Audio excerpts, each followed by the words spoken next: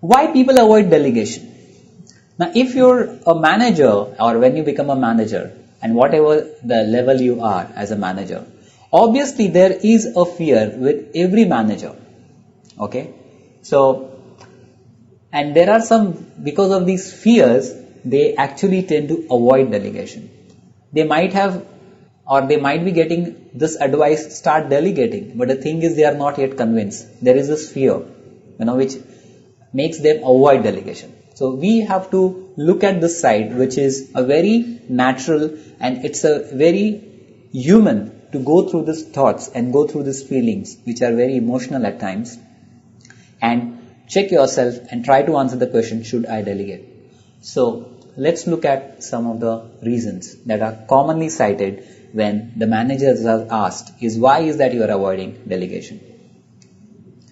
I fear losing control of the project or the task. Being in control is a very, very strong and dominant feeling for a manager, that I want to be control. A control of my team, control of my target, control of my KRAs, the key result areas. So that's one of the very big reasons for not delegating. Now, what is important is for you to acknowledge that yes, this is a fear. A fear, one of the full form of fear which I liked is false evidence appearing real. So it's not the reality. It's just a false evidence appearing real. Understanding benefits of delegation actually reduces your fear. Increase time for important things. That is what is the benefit of delegation that you will gain. And areas of greater skills, you will be able to concentrate on areas where you know that inherently you have a better skill to put to use in this particular area. So it would be worth delegating. I don't have the confidence in others doing the task. Now that is another very common reason cited by the manager. Now the best way to build your confidence in others is start delegating small and clearly defined tasks. Now the more you are doing this, the more you are able to build the muscles of your team members, so that automatically there is a synergistic effect, that is your increased confidence and the increased motivation of the other. Number 3, it is more efficient to do the job myself.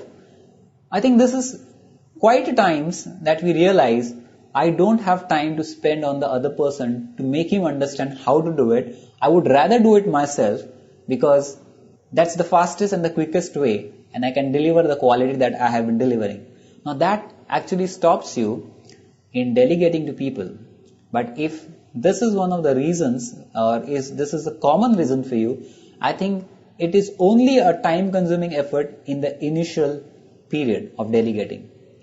The moment these people, your team members, have captured in terms of what your expectations are, in terms of the quality of the work to be delivered, once they have taken in, I think it becomes very easy that you can really improve your productivity and start relying where your confidence increases. So, effective delegation results in the right person increasing their learning, their skills, and empowers them to take responsibility to get the job done.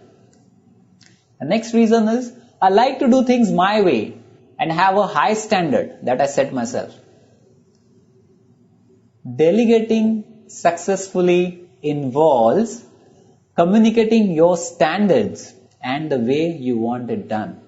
Who says that you can't get the high quality work done by delegating? You can by setting those kind of standards while you're delegating to your subordinates, and they will surprise you in a very short time that they can do the same job to the expectation level of your standards. My staff will resent me if I give them extra work. Now that's another fear. You don't want to be unpopular with your team members. You don't want them to call names behind your back. But if you are delegating successfully, the staff will welcome the additional responsibility and the trust that you show in them while you're delegating the job. everybody understands that sometimes extra work just needs to get done. They have seen it in their life and they have heard it and they are aware of this. The caution here is, if you are giving frequently this extra work, the staff priorities might get compromised. Now this will be especially true that the extra work you are giving to your subordinates are in no way connected to the targets or in no way connected to the goals that they have, and they feel there is a complete disconnect, and it surely is something that you are giving your burden on them without they feeling that they are doing a value add, without they feeling that they are actually developing their own self by doing that work. If that's the case, definitely it's a cautioning thing. Don't do that, because then they have a reason, and which is a rightful reason, where they can be dissatisfied with your working style. Perhaps they will do a better job than me and I will become dispensable. Now that's another fear. What if they do it better than me? What will happen to me? What will happen to my job? What will happen to my designation? Whether I will be in this company or not. These are all related fears. But this is quite irrational, because the very reason, if you are delegating, or the very purpose is to create more time for yourself by delegating and do important things that you have the skills and interest to do. Now, if you are able to do important things which are more often areas of expertise for you, where you have an interest, where you know that is the area which is more challenging for my role, or if I have to go to the next level, that's going to be more challenging, then you becoming redundant in the work that you are delegating is a good sign. Because ultimately the purpose is, everyone is a winner. That is you, that you are anyways growing and working on the challenging areas. The person you are delegating to, because he is also learning and growing, and you are adding value to your company. So your company is also an obvious winner in this situation.